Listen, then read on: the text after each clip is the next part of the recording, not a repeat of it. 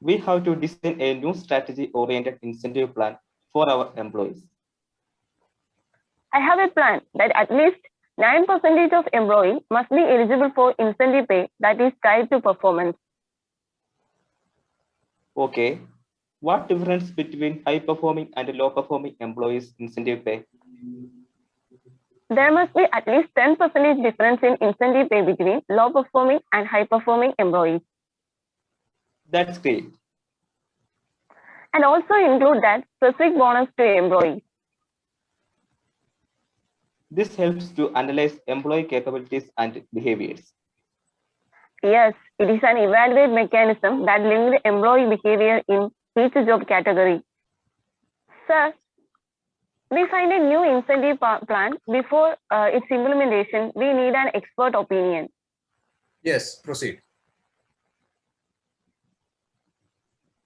What's your opinion about our findings, Mr. HR consultant?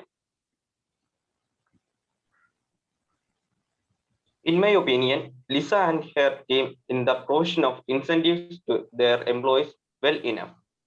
By applying these things, we will get better employee performance and satisfaction with the living increase. Incentives are very effective to improve the performance of employees. Any suggestions you have? In case of front desk clerks, this reward based on friendliness and speed of their clerk check inwards and outward.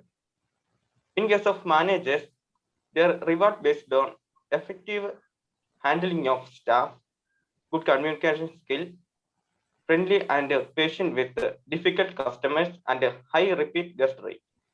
In case of house cleaning crews, rewards based on the percentage of room cleaning impressions. Okay, we accept your valuable suggestion. It helps to increase our organizational performance. So we can conclude that there are three policies to be taken for meeting the competitive strategy. First one, 90% of employees are eligible for merit-based incentive pay.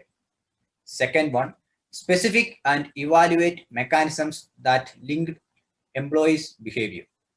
Third one, incentive pay for front desk clerk, managers, and house cleaning crew on the basis of their performance. I hope these decisions were helped to achieve our goals. Thank you for Lisa and team. Thank you, sir.